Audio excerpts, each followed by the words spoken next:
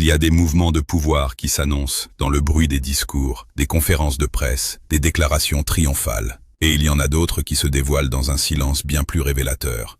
Celui des marchés qui reculent, des alliés qui ne rappellent pas, des chiffres qui racontent une histoire exactement opposée à celle qu'on entend dans les micros. Imaginez que vous receviez un matin une lettre, pas une invitation à négocier, pas une proposition avec des termes à discuter, une facture, avec un montant, une échéance et votre nom en haut. Signé par le gouvernement le plus puissant du monde. Et vous n'avez jamais consenti à rien. Personne n'a discuté avec vous. On vous informe simplement de ce que vous paierez désormais pour continuer à faire des affaires avec les États-Unis d'Amérique. Maintenant, imaginez que vous êtes un gouvernement souverain, que vous représentez 100 millions, 500 millions, ou même 1 milliard de personnes, et que cette lettre arrive sur le bureau de votre ministre du Commerce un mardi matin, sans préavis, sans discussion préalable, sans cadre juridique reconnu. C'est précisément ce qui s'est produit au printemps 2025. Et la façon dont le monde a répondu à ce geste, ou plutôt dont il n'a pas répondu, est peut-être l'un des signaux les plus importants de ces dernières années sur l'état réel de la puissance américaine, dans un ordre mondial en train de se recomposer discrètement, loin des caméras. Tout a commencé lors d'un déplacement présidentiel au Moyen-Orient. Donald Trump, depuis Abu Dhabi, a annoncé que 150 pays allaient recevoir une correspondance officielle des secrétaires au Trésor et au commerce américain. Ces lettres, a-t-il précisé, informeraient les gouvernements étrangers des taux tarifaires qu'ils auraient à accepter pour continuer à commercer avec les États-Unis. Pas une invitation à la table de négociation, pas un cadre de discussion, une notification. Comme un avis d'imposition qu'on glisse sous la porte. Et la justification était aussi révélatrice que déconcertante. Il n'est tout simplement pas possible de rencontrer personnellement les représentants de 150 nations. Derrière cette formule se cachait quelque chose que l'administration ne voulait certainement pas nommer publiquement. Une machine diplomatique débordée. Un agenda de négociation que personne n'avait les ressources humaines ni le cadre institutionnel pour tenir. Quand vous ouvrez 150 fronts commerciaux simultanément, quand vous promettez une révolution de l'ordre économique mondial en quelques semaines, et que vous réalisez que les équipes de négociation ne suivent pas la cadence que vos propres déclarations ont créée, vous cherchez un raccourci. Et ce raccourci, par définition, ressemble à de l'autorité, mais révèle en réalité son exact contraire. Reuters confirmait le 18 mai qu'aucun de ces pays n'avait officiellement reçu ces lettres au moment où Trump les annonçait. Mieux encore, ou plutôt pire, des conseillers de la Maison-Blanche admettaient en privé que ces courriers seraient des substituts aux négociations qui n'avaient jamais abouti. Des placeholders, des gestes destinés à donner l'impression d'une dynamique, à un moment où la réalité de cette dynamique était bien moins impressionnante que sa communication. Revenons quelques semaines en arrière, au 2 avril 2025. Trump avait appelé ce jour Liberation Day, le jour de la libération. Un nom qui sonnait comme une fanfare et qui allait très vite résonner comme une ironie. Ce jour-là, l'administration américaine avait instauré des tarifs douaniers de base de 10% sur l'ensemble des importations, avec des taux punitifs allant jusqu'à 50% sur 60 pays ciblés. La réaction de marché fut immédiate et brutale. Le S&P 500 a plongé de 5,3% en quelques jours de transactions, effaçant 1800 milliards de dollars de capitalisation boursière selon le Wall Street Journal. Le Dow Jones perdait 1700 points en une seule séance. Ce ne sont pas des fluctuations normales, ce sont des signaux de panique. Et maintenant, voici la question que trop peu de journalistes ont posée dans les premières heures de ce séisme. Qui payait réellement ces tarifs? Pas les gouvernements étrangers. Un tarif douanier n'est pas une taxe prélevée sur les États partenaires. C'est une taxe à l'importation, et c'est l'entreprise américaine qui achète le produit étranger qui la règle, pas l'exportateur de Shanghai ou de Monterrey. Ce point fondamental avait déjà été documenté lors du premier mandat Trump. Une analyse du Bureau du budget du Congrès, réalisée en 2024, établissait que 92% des coûts tarifaires imposés lors de la première guerre commerciale avaient été absorbés à l'intérieur des États-Unis, par les entreprises et les consommateurs américains eux-mêmes. L'ancien directeur du Conseil économique national, Gary Cohn, l'a dit sans ambages dans une interview accordée à CNBC en mai 2025. Trump a mal compris le mécanisme des tarifs. Il croyait que les gouvernements étrangers les payaient. Ils ne les paient pas. Ce sont les entreprises américaines qui le font. Cette déclaration mérite qu'on s'y arrête, parce qu'elle ne décrit pas une erreur de communication ou un désaccord de fond entre économistes. Elle décrit une prémisse fondamentalement erronée sur laquelle reposait la politique commerciale la plus agressive de l'histoire récente des États-Unis. Si le mécanisme de base était mal compris, alors tous les calculs de levier, toutes les projections de gains, toutes les promesses de réciprocité étaient construites sur du sable. Et le sable a commencé à bouger très vite. Walmart, la plus grande chaîne de distribution du pays, celle qui habille, nourrit et équipe des dizaines de millions de foyers américains chaque semaine, a tiré la sonnette d'alarme lors de ses résultats trimestriels publiés le 10 mai. L'entreprise a prévenu que les prix allaient augmenter sur plus de 8000 lignes de produits. Elle a nommément cité les surcoûts d'importation liés aux tarifs frappant la Chine et le Mexique. Ce n'était pas un avertissement vague, emballé dans le jargon des relations publiques pour atténuer le choc. C'était une projection précise, des rayons plus chers, des budgets de ménage plus tendus, une équation économique que des millions d'Américains allaient ressentir à chaque fois qu'ils rempliraient leur chariot. Target avait suivi avec une déclaration similaire, anticipant des hausses généralisées sur l'électronique, le mobilier et le textile. Et pour les grandes enseignes, ces augmentations pouvaient être partiellement absorbées, étalées dans le temps, gérées à l'échelle d'une organisation de plusieurs milliards de chiffres d'affaires. Pour les petits commerces, ceux qui opèrent dans les villes moyennes, dans les zones rurales où les marges sont étroites depuis des années déjà, l'équation était brutalement différente. Soit augmenter les prix au risque de perdre des clients, soit absorber les surcoûts au risque de ne plus couvrir ses charges. Selon la Chambre de commerce américaine, plus de 1300 petites entreprises ont déposé le bilan en vertu du chapitre 11, rien qu'en avril, une hausse de 23% par rapport à la même période l'année précédente. Ces chiffres ne correspondent pas à l'image d'une économie en voie de libération. Ils correspondent à l'image d'une économie en voie de compression. Ligne de crédit après ligne de crédit, commande annulée après commande annulée. Le Bureau des statistiques du travail avait enregistré une hausse de 0,7% des prix à la consommation sous-jacent en avril. Un sweatshirt fabriqué au Bangladesh coûtait désormais $7 de plus au passage en caisse. Un four à micro-ondes assemblé à Shenzhen, $28 supplémentaires. Selon la Commission du commerce international des États-Unis, en combinant les nouvelles couches tarifaires avec le taux de base historique, le taux effectif moyen avait atteint 38% sur les importations concernées. La Fédération nationale des commerces de détail estimait que les hausses de prix sur les vêtements importés avaient bondi de 19%, l'électronique de 12%, les articles de maison de 14%, en un seul mois d'avril.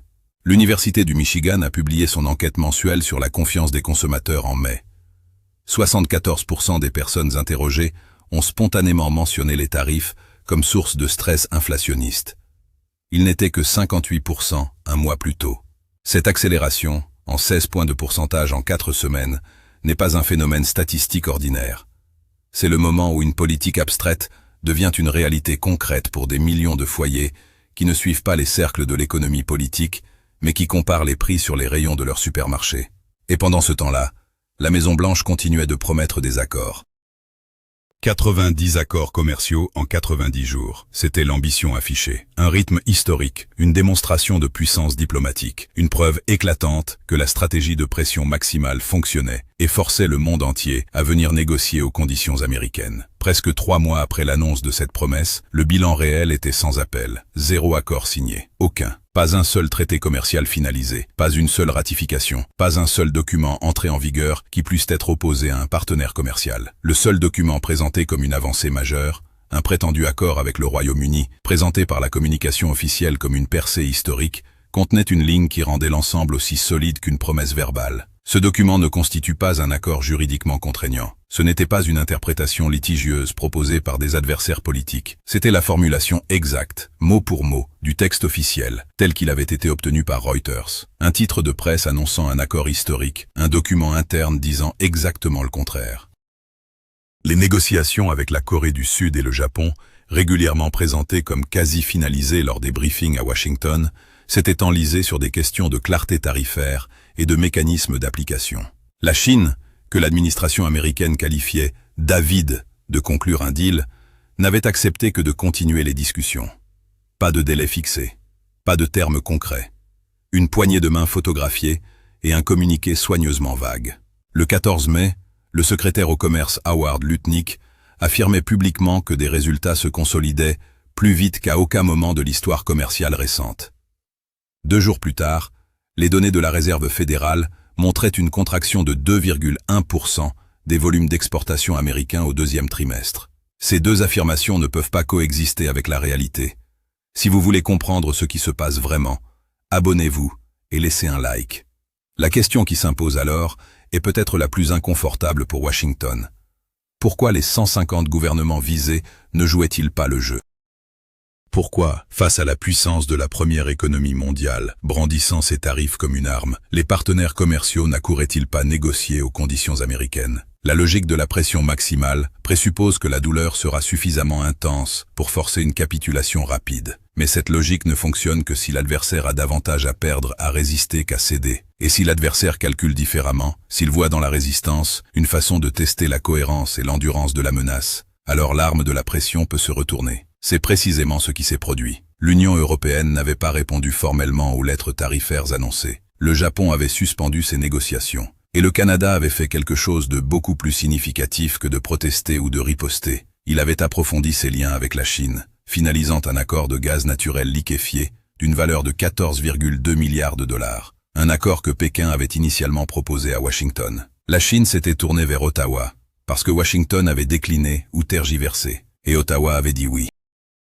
Pas bruyamment, pas comme une déclaration politique, simplement comme une décision commerciale rationnelle. Ce détail, que les grands médias ont traité en marge, mérite d'être regardé en face. Un allié proche des États-Unis, membre du même espace de libre-échange nord-américain, avait préféré conclure un accord énergétique structurant avec la Chine plutôt qu'avec Washington. Pas par idéologie, par calcul de fiabilité. Bruno Le Maire, alors ministre français de l'économie, avait été direct dans une déclaration publique. Nous avons besoin de partenaires stables, pas de conditions changeantes à la demande. Cette formule concise traduisait quelque chose que les données confirmaient de toutes parts. La volatilité des signaux américains, des tarifs annoncés, puis suspendus, puis menaçant de reprendre selon des critères flous, ne créait pas la pression attendue sur les partenaires commerciaux. Elle créait de la distance, de la prudence, et progressivement, une incitation à explorer d'autres routes.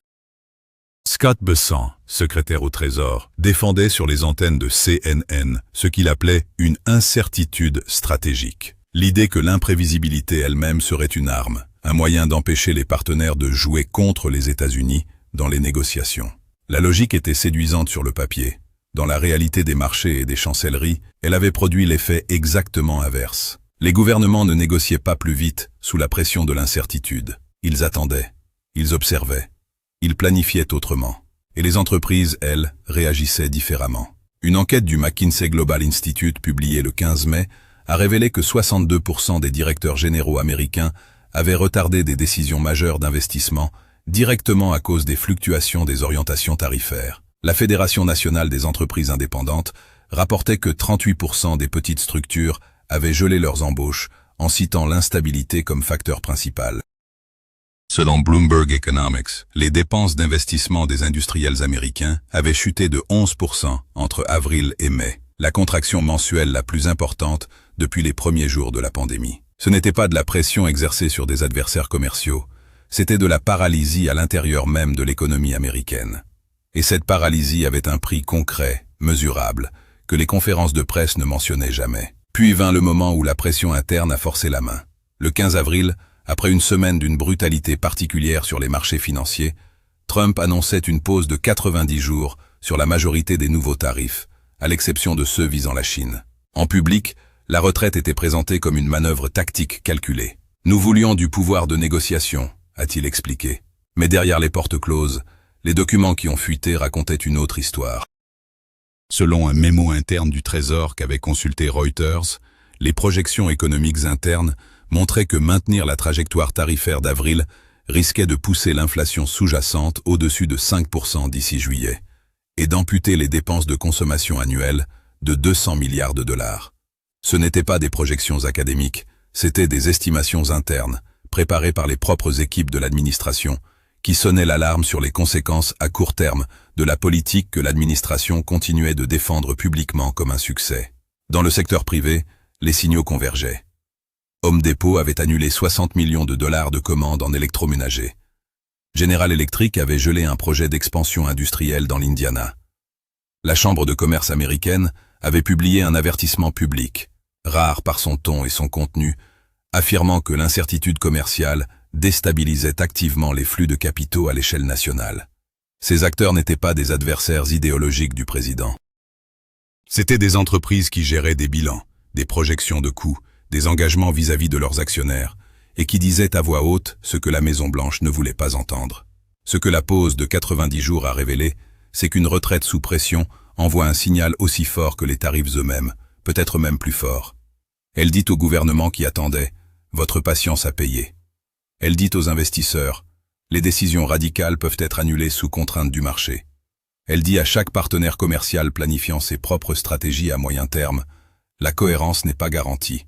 Et dans un monde où les décisions d'investissement s'étendent sur 5, 10, 15 ans, la prévisibilité d'un partenaire est une forme de valeur aussi tangible que ses conditions tarifaires. Oxford Economics estimait que le choc tarifaire de 2025, s'il se prolongeait jusqu'au troisième trimestre, pourrait effacer 128 milliards de dollars de PIB américain. Ce chiffre correspond à peu près à la taille de l'économie totale d'un pays de taille moyenne. Ce ne sont pas des abstractions. Ce sont des projets d'entreprise qui ne verront jamais le jour, des emplois qui ne seront pas créés, des investissements qui iront ailleurs. Il faut maintenant élargir l'angle et regarder ce que tout cela signifie à une échelle que la plupart des analyses court-termistes ne perçoivent pas encore clairement. Depuis 1945, les États-Unis ont occupé un rôle unique dans l'ordre commercial mondial. Ils en étaient les architectes, les garants, les arbitres ultimes. Les institutions de Bretton Woods, le GATT, puis l'OMC, le système de règlement des différends commerciaux, les accords bilatéraux et multilatéraux qui ont structuré les échanges pendant 80 ans, tout cela portait une empreinte américaine fondamentale. Ce rôle conférait à Washington une influence considérable, pas uniquement économique, mais politique, symbolique, normative. Être le centre du système commercial mondial vous donne le pouvoir de définir les règles, d'interpréter les normes et d'orienter les flux à votre avantage sans avoir besoin de brandir des menaces explicites. Ce rôle d'architecte reposait sur un postulat implicite. Les États-Unis honoraient les règles qu'ils avaient contribué à écrire. Quand ce postulat commence à être mis en doute, quand Washington annonce des tarifs unilatéraux sur 150 pays sans base juridique internationale reconnue, quand il envoie des factures à des gouvernements sans cadre de négociation préalable, quand il suspend ses propres décisions sous la pression des marchés, le doute s'installe sur la pérennité de ce rôle d'architecte. Et ce doute n'est pas ignoré. Il est observé, enregistré, pris en compte dans des calculs à long terme qui se formulent rarement en conférences de presse, mais qui orientent des décisions d'une importance structurelle. La Chine a compris cela avant beaucoup d'autres. Depuis plus d'une décennie, Pékin a systématiquement construit des alternatives à l'ordre commercial américain. Les nouvelles routes de la soie, un réseau d'accords bilatéraux d'investissement et d'infrastructures couvrant plus de 150 pays. Le développement de mécanismes de paiement internationaux qui réduisent la dépendance au dollar. La conclusion d'accords commerciaux avec des régions entières, de l'Afrique à l'Asie du Sud-Est, qui n'impliquent pas Washington. Ces constructions avançaient avant 2025. Elles avançaient lentement, avec leurs propres contradictions et leurs propres limites. Mais elles avançaient. Ce que la politique tarifaire américaine de 2025 a peut-être accompli, involontairement mais efficacement, c'est d'accélérer l'attractivité de ces alternatives pour des gouvernements qui n'avaient pas encore choisi de s'y engager résolument. Quand le Canada signe un accord de gaz naturel liquéfié avec la Chine parce que Washington était trop imprévisible comme partenaire, c'est un signal que Pékin peut montrer à d'autres capitales. Quand l'Union européenne continue ses discussions commerciales avec l'Asie, sans attendre d'abord que Washington ait statué, c'est un recalibrage discret, mais réel, de la dépendance à l'axe atlantique. Ce processus est lent. Il ne se mesure pas en mois, ni même en quelques années. Il se mesure en décennies. Et les décisions qui s'accumulent en 2025 façonnent le paysage commercial de 2035 et de 2045. La plupart des acteurs impliqués dans les tractations de mai 2025 ne raisonnait probablement pas à cette échelle. Il raisonnait en termes de cycles électoraux, de réactions boursières hebdomadaires, d'opinions publiques exagérées.